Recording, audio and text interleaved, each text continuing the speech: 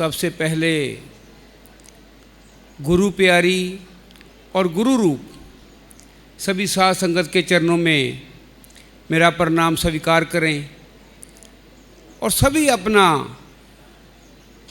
ध्यान, अपनी आँखें दादा गुरुमय के स्वरूप की ओर लेकर जाएं और जोर से जयकारा बोलें। बोलो जयकारा, बोलो परमहंस दयाल जी महाराज की, बोलो सार भगवान की। धन्यवाद।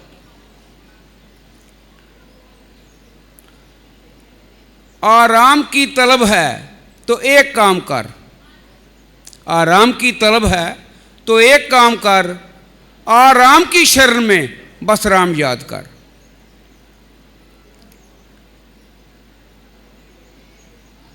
हमारे आदरणीय अर्चनीय वंदनीय स्वामी रामानंद जी ने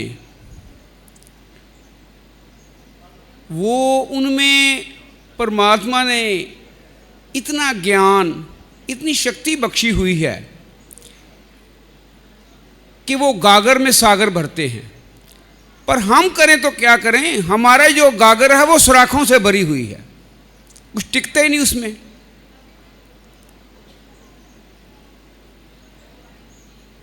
अभी उन्होंने बहुत सुंदर बात कही कि हम मंदिरों में जाते हैं, वहाँ पर कारीगर द्वारा पत्थर की मूर्तियाँ बहुत सुंदर सुंदर बनी होती हैं और कई बार तो ऐसा लगता है बिल्कुल साक्षात सामने वो खड़े हैं।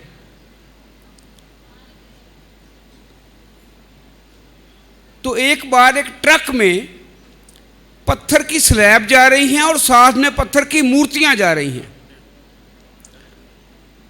तो पत्थर के जो स्लैब थे उन्होंने मूर्ति से पूछा कि तूने ऐसा क्या अच्छे कर्म किए हैं कि तू जिस मंदिर में जा रही है हम भी उसी मंदिर में जा रहे हैं। तुझको लोग माथा टेकेंगे, पूजा करेंगे, तिलक लगाएंगे और हमें सिर्फ लगाया जाएगा फर्श के ऊपर, लोग पांव रखेंगे हमारे ऊपर। ये फर्क क्यों आया? पत्थर तू भी वही है, पत्थर हम भी वही हैं। तो उस मूर्ति ने क्या जवाब दिया कि मेरे ऊपर जो छैनी हथौड़े चले उसकी मार को मैंने बर्दाश्त कर लिया और मैं पूजन योग बन गई। आपने उस चोटों को बर्दाश्त नहीं किया, आप टूट गए, आप स्लैब बन गए। ये संत महापुरुष हमें, हम सभी हीरे बैठे हुए हैं, ये तराशने के लिए आए हैं। अब ये निर्भर हम पर करता है कि इनकी चोटें, इनका दिया हुआ ज्ञान वो चोटों के रूप में है, हम बर्दाश्त करते हैं कि नहीं करते। और मैं एक छोटी सी बात कहूंगा आपको कि हमें नींद क्यों आती है। हमें नींद क्यों आती है? क्या हमने बनाई है? नहीं, ये नींद भी परमात्मा ने बनाई है। वो इसलिए बनाई है कि हम पूरा दिन माया के पीछे इधर उधर उधर इधर भागे जा रहे हैं, भागे जा रहे हैं। ये भी मेरा हो जाए, ये भी मेरा हो जाए, ये भी मेरा हो जाए।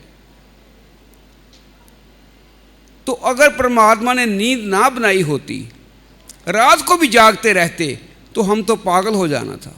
पागल तो पहले ही हैं हम, लेकिन हमारी हालत क्या हो जानी थी अगर रात को भी हम जागते रहते। उस परमात्मा ने नींद इसलिए बनाई है कि हम पागल होने से बच जाएं। और ये संत अपने ही रूप में क्यों भेजे हैं कि हम दिन में भी पागल होने से बचे रहें, उसकी आराधना में लग जाएं, गुरु के दिए शब्द पर जोर देते हैं कि उसका नाम लेने से ही मैंने रात को स्वामी जी का आदेश हुआ कि सुबह दिल्ली आओ, रात को टैची पैक किया, टिकट ली, गाड़ी में बैठे, पानी साथ रखा कि रास्ते में कोई मुश्किल ना आए, पानी की प्यास लगे पी ली जाए, कोई चीज़ खानी वो भी साथ में रख ली। तो जहां पर हमने पक्का जाना है और जाना भी जरूर है, वहां की तैयारी हम क्या कर रहे हैं? वहां की कोई तैयारी नहीं है। ये संत महापुरुष हमें उस तैयारी के बारे में बताने के लिए आते हैं। एक छोटी सी मैं एग्जाम्पल और आपको देके अपनी वाणी को विराम दूंगा। आज 2010 कह लीजिए, 12 कह लीजिए, 2010-12 से एक ऐसा पुर्जा आया है जिसने हमारे जीवन पर अधिकार कर लिया है। क्या बच्चे, क्या बूढ़े, क्या बड़े, सभी इस वक्त तो ऐसे ऐसे काम हो रहे हैं, मोबाइल से ही होते हैं। कोई बिल भरना हो, कोई बैंकिंग का काम करना हो, मोबाइल से होना, वरना नहीं होना। हम एडवांस हो गए हैं। लेकिन ये जरा देखिए कि मोबाइल बना क्यों था?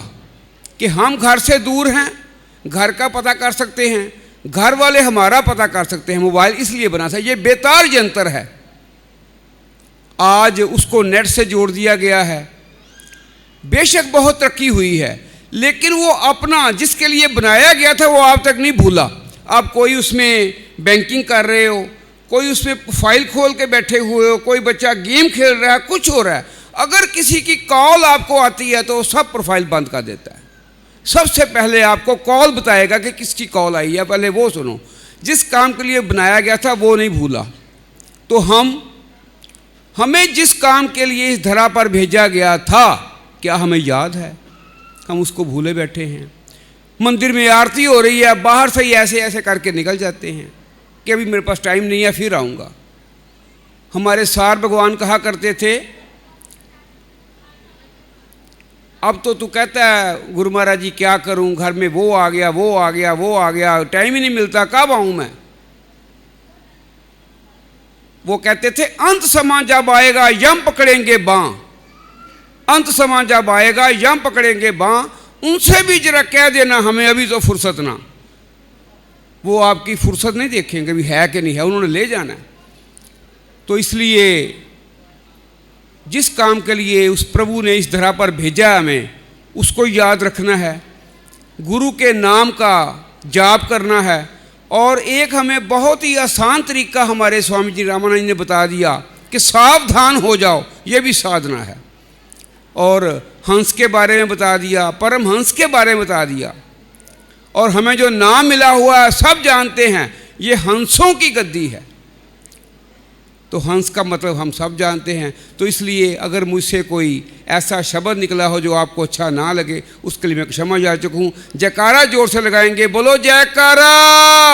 मेरे श्री गुरु महाराज की धन्यवाद। बहुत सुंदर भाव आपने श्रवण किए। तो मैं प्रार्थना करने जा रहा हूँ, जलंधर में